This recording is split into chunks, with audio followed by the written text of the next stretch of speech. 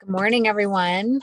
Happy New Year's Eve. New Year's Eve, really? Christmas Eve. Merry Christmas Eve, whatever you're celebrating. Or even if you're not. Um, I wanted to make today's message really straightforward um, and not mixed with any other messages. I want to be very, very clear. So I am at the gym. I'm about to go do a workout today. It makes me feel really good to move on days where I know that there will be a lot of people and party and energy and um, for me, nervous system dysregulation. So it helps me to move and kind of move some of that energy out during the day. So I'm at the gym and I'm thinking of you all.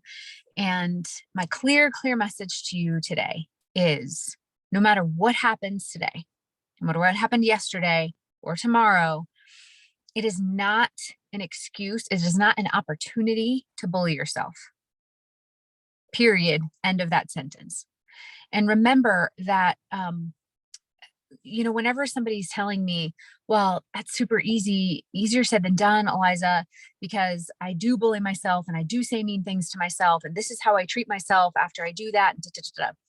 I want to remind you of a couple things. Number one, that's a memorized pathway, a memorized set of behaviors that you have connected to your relationship with your body and food.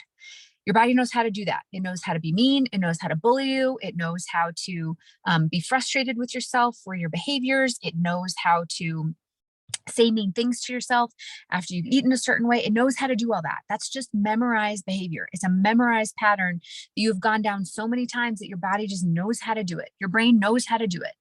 So when you recognize that you go down that path of criticism or deprecation or being frustrated with yourself, if you can you recognize, oh, this is me doing that. This is me engaging in my pattern of behavior that I've always engaged in. Okay. It's not a foregone conclusion. You don't have to do this. It is possible that you can change this, but you first have to recognize that you are the owner of your thoughts. You are the owner of your emotions, and you have the ability to start to manage them and change them once you recognize that just because you think it doesn't mean it's true. Just because you think it does not make it your reality. Ideally, you are stepping outside of yourself and recognizing that you are the thinker of your thoughts, and therefore you have the ability to think different thoughts. I talk about this with my clients all the time. The first step in changing this is to turn the faucet off. When you, let's say you had a flood in your house, right? You had your toilet overflew, your toilet flooded, right? And you needed to deal with that, right? It's all over. The water is all over your bathroom, right? Your toilet overflowed was what I was trying to say. The very, very first thing you do is to turn the water off. The very first thing you do before you call a plumber, before you start to sop it up, before you do anything to clean, you turn the water off. So before we do anything else in changing your relationship with food, we turn the water off of you bullying yourself for your behavior. Turn the water off. That's all you have to do. You don't have to replace it. You don't have to clean it up. You don't have to change it. You just have to turn it off. So that's what that's your homework for today, tomorrow, into perpetuity, is that it is not an opportunity for you to bully yourself. You must turn the water off. Turn the water off. Stop saying mean things to yourself. And for those of you who come back, because this happens all the time, Eliza, I can't help it. That's just how I feel. That's what I say. It just comes to me. I know it takes a practice.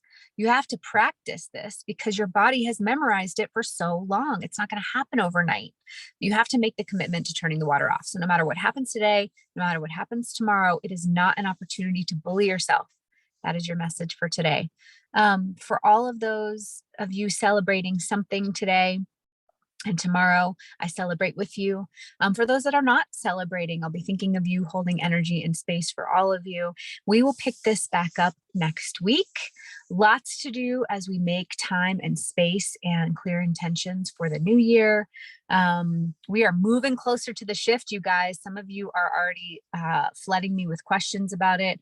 I will start to talk more specifically about that next week. I will tell you how to let me know if you think you're a good candidate for one of the 2 scholarships that I'm providing.